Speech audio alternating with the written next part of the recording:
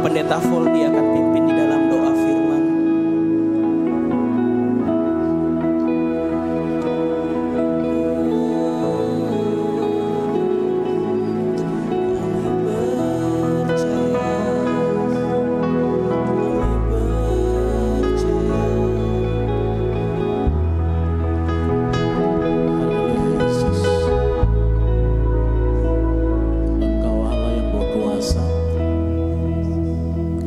Kuasa-Mu bekerja sempurna di tempat ini.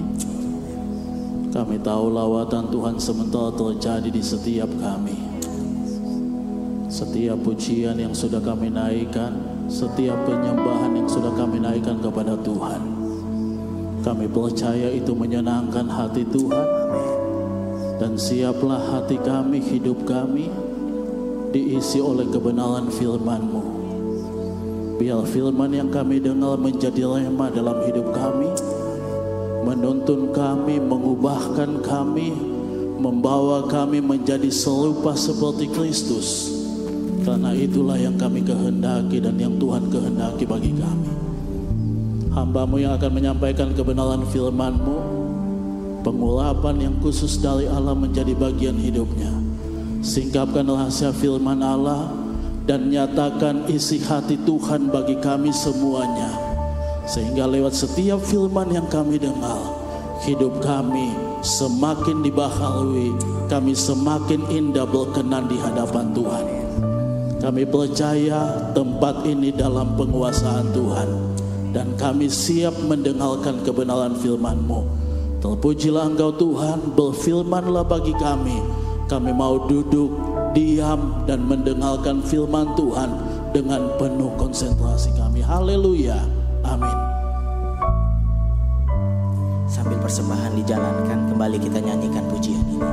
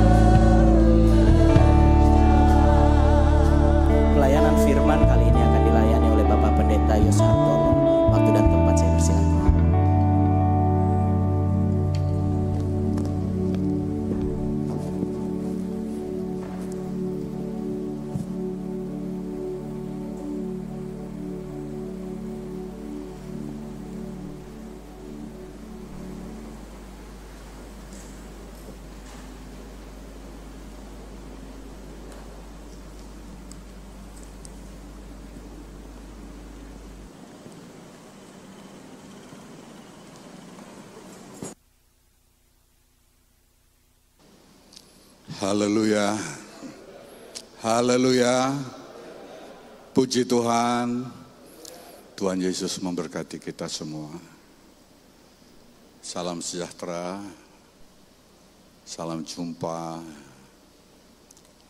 salam sehat buat kita sekalian dalam kasih Tuhan kita Yesus Kristus.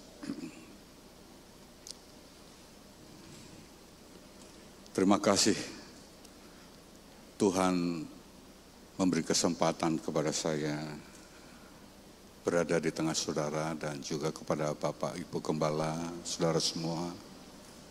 Terima kasih saya mendapat kepercayaan menyampaikan pesan firman Tuhan.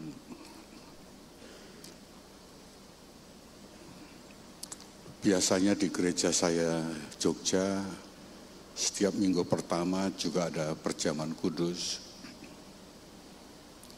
Tetapi karena bulan ini ada hari raya kenaikan, hari Kamis tanggal 18 Mei yang akan datang, maka setiap hari raya Kristen yang kita rayakan, kami rayakan, selalu juga menjadi kesempatan untuk kami mengadakan perjamuan kudus. Sehingga perjamuan kudus di minggu pertama selalu saya geser pada tanggal di mana hari raya Kristen tersebut kami rayakan. Seperti Jumat Agung, minggu pertama April saya geser pada saat hari Jumat Agung. Bulan ini, minggu pertama, saya geser pada tanggal 18 Mei nanti, hari kenaikan. Begitu juga Natal, 25 pagi, kami selalu mengadakan perjamuan kudus. Di sini, sebentar saudara akan dilayani perjamuan kudus tentu oleh Bapak Gembala. Saya akan menyampaikan pesan-pesan dari firman Tuhan. Saudara, berbicara hidup baik-baik, hidup nyaman, hidup sehat, baik secara fisik maupun mental, hidup yang bahagia, hidup yang kecukupan, hidup yang diterima oleh orang lain, dihargai oleh orang lain, diakui oleh orang lain. Itu adalah dambaan semua orang. Dambaan kita juga. Cuma pertanyaannya, bagaimana kita sampai ke situ? Dan disinilah banyak orang kadang tidak tepat memilih cara, memilih jalan, memilih proses untuk sampai kepada apa yang didambakan tadi. Hidup baik-baik, sehat secara fisik, sehat secara mental, dan lain sebagainya tadi. Ini menjadi pergumulan banyak ahli dan banyak manusia. Bagaimana caranya di tengah diskusi dan pergumulan banyak orang dan para ahli, akhirnya ditemukan satu cara yang sederhana, khususnya oleh mereka yang meninjau dari segi psikologi moral. Apakah cara yang paling tidak bisa membantu ke arah situ? Mereka berpendapat orang harus membangun pada dirinya sendiri, memiliki pada dirinya sendiri, dan mewujudkannya dalam kehidupan yang real, yaitu memiliki a good relationship. Orang harus mempunyai satu relasi, satu hubungan yang baik dengan semua orang. Sebab ketika orang bisa membangun relasi, membangun komunikasi dengan siapa saja, itu sangat membantu buat orang itu berproses ke arah yang baik. Coba kalau kita nggak punya relasi, nggak punya hubungan komunikasi, kita bingung. Ya. Bukankah itu? Nah, saya mencoba mengkaitkan pesan ini. Betapa lebih indahnya kalau hubungan yang baik ini kita tujukan kepada Yesus Tuhan kita. Kepada orang lain saja itu sudah merupakan daya dukung untuk kita bisa ke arah menikmati hidup baik-baik. Memiliki hubungan, memiliki komunikasi, memiliki relasi dengan siapa saja, itu sangat menguntungkan. Apalagi dalam hubungan itu kita dipercaya dan bisa mempercayai, itu lebih dahsyat hasilnya. Nah, coba sekarang kalau kita juga membangun hubungan, komunikasi, kedekatan dengan Tuhan, entah seperti apa lagi hasilnya. Dengan manusia yang terbatas saja sudah menguntungkan. Apalagi kalau kita membangun hubungan yang baik-baik, dekat dengan Tuhan. Nah, coba kita dengar pesan Yesus yang sangat populer ini di dalam Injil Yohanes 15 sebagai berikut.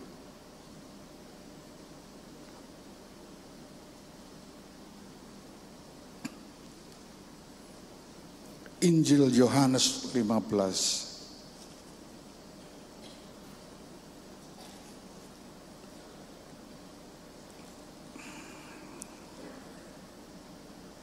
kita baca ayat 4 dan ayat 5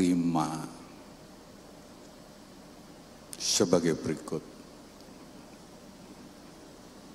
Ini terkenal sekali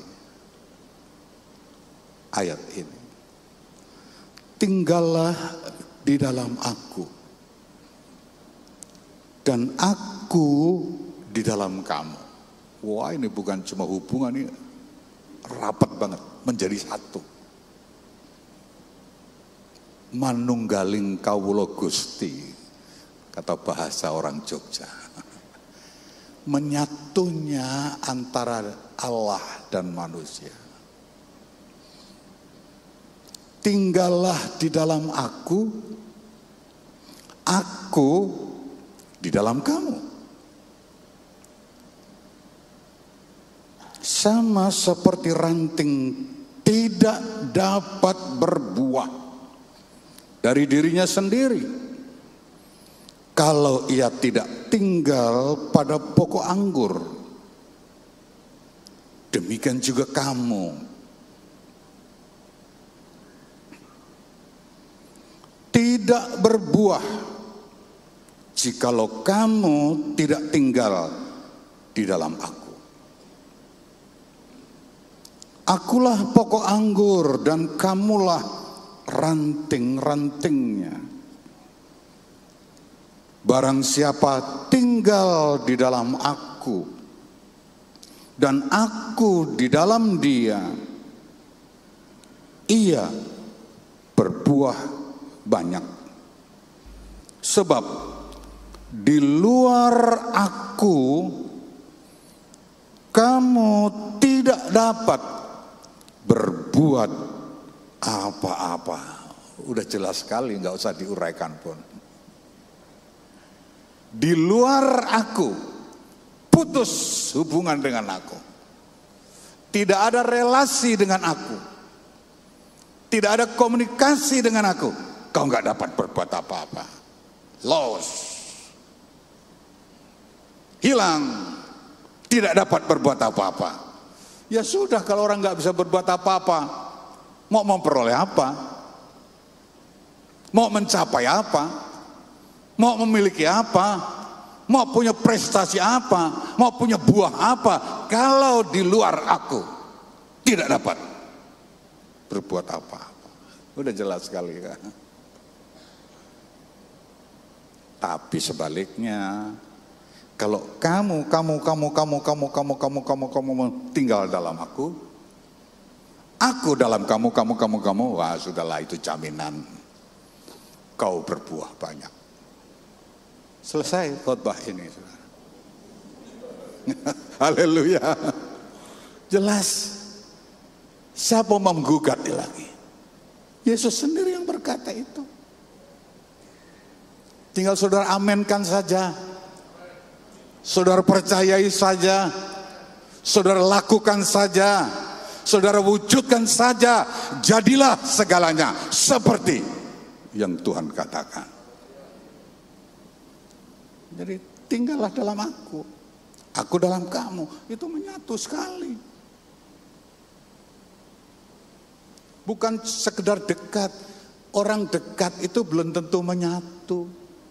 Coba tanya suami istri yang lagi nggak cocok, tanya, di dekat di tempat tidur, menyatu nggak? Ya tidak sekedar dekat, menyatu. Tanyalah suami-suami yang lagi breng hari ini. Entah karena kemarin terlambat resepsi atau apa. Yang satu ingin cepat, tunggu dulu masih hujan. Akhirnya naik mobil menuju tempat resepsi. Cekcok sampai hari ini belum menyatu. Coba.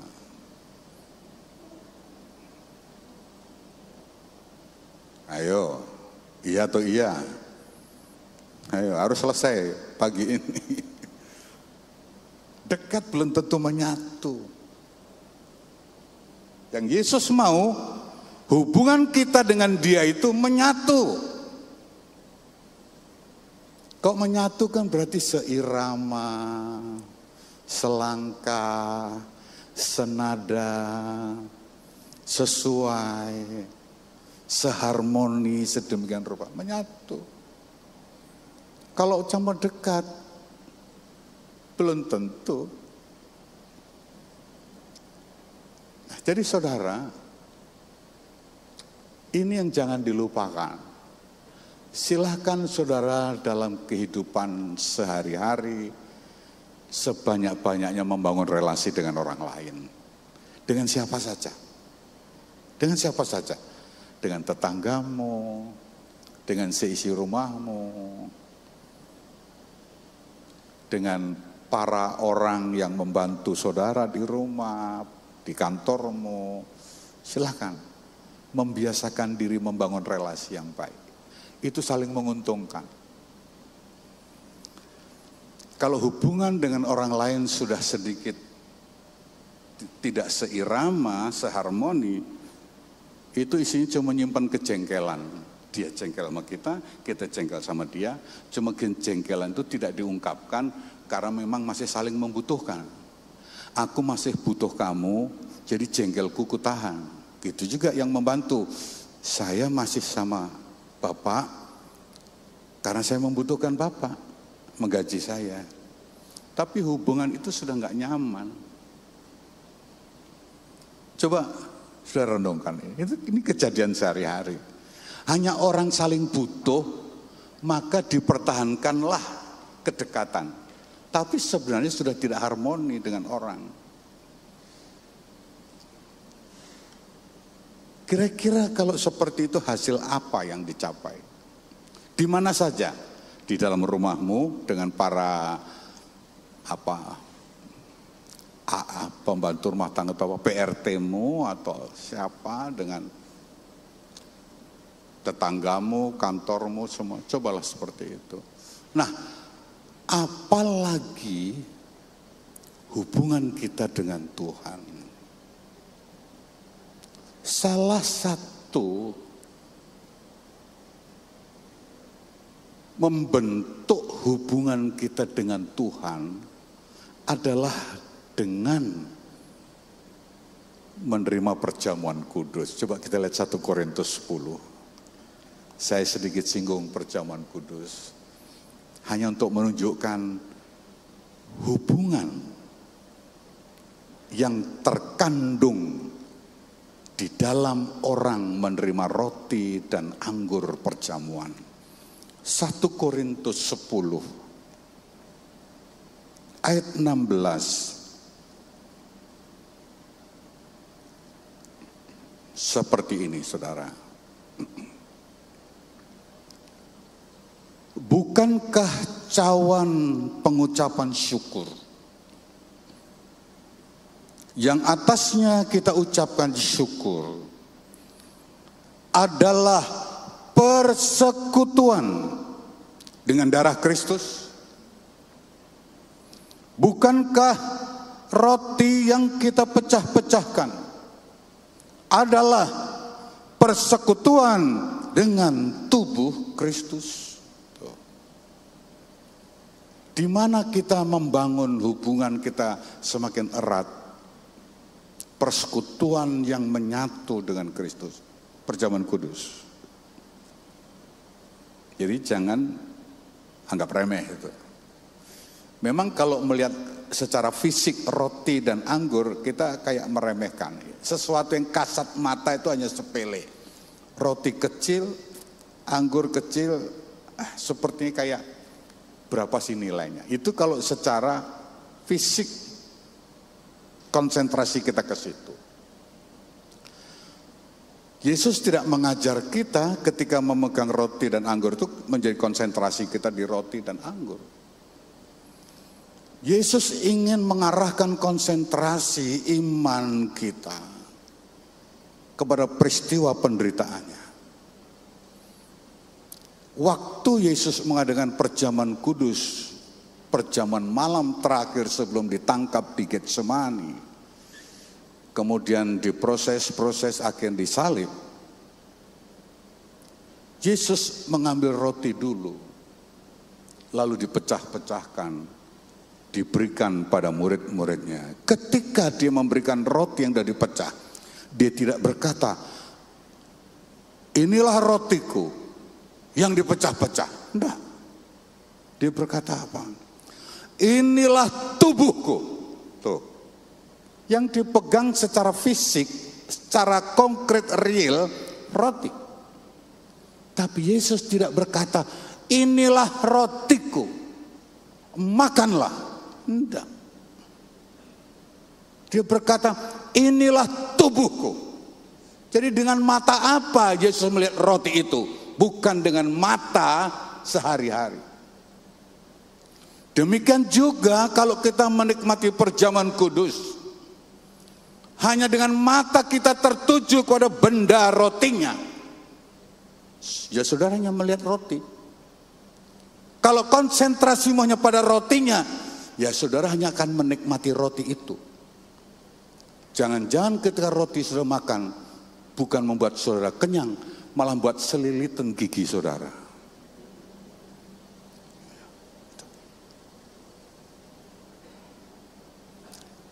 Begitu juga kalau saudara melihat anggur, Yesus tidak berkata, inilah anggurku, minumlah. Nah, dia berkata apa? Inilah darahku, darah perjanjian baru yang ditumpahkan bagi banyak orang untuk pengampunan dosa. Lihat khasiat dan kuasa roti dan anggur. Ketika roti dan anggur itu tidak kita lihat hanya secara fisik roti anggurnya saja, tapi kita lihat dari mata iman. Ini tubuh Yesus, ini darah Yesus, ditumpahkan untuk pengampunan dosa. Seperti itu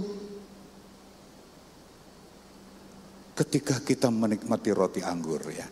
Jangan biasa aja, roti anggur. Jangan-jangan Anda kesedak.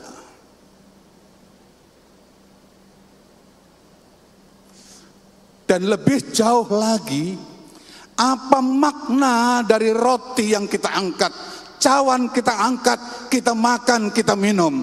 Firman Allah dalam Korintus, itu adalah persekutuan dengan Tuhan. Persekutuan berarti saudara menyatu Dan kalau saudara menyatu, apa kata Yesus? Kamu dapat berbuah banyak. Artinya ada kuasa, ada manfaat, ada hasil kalau kita mengadakan persekutuan dengan Tuhan. Dan salah satu persekutuan dapat kita bentuk proses sehari-hari ketika kita menerima roti perjamuan, anggur perjamuan, bukan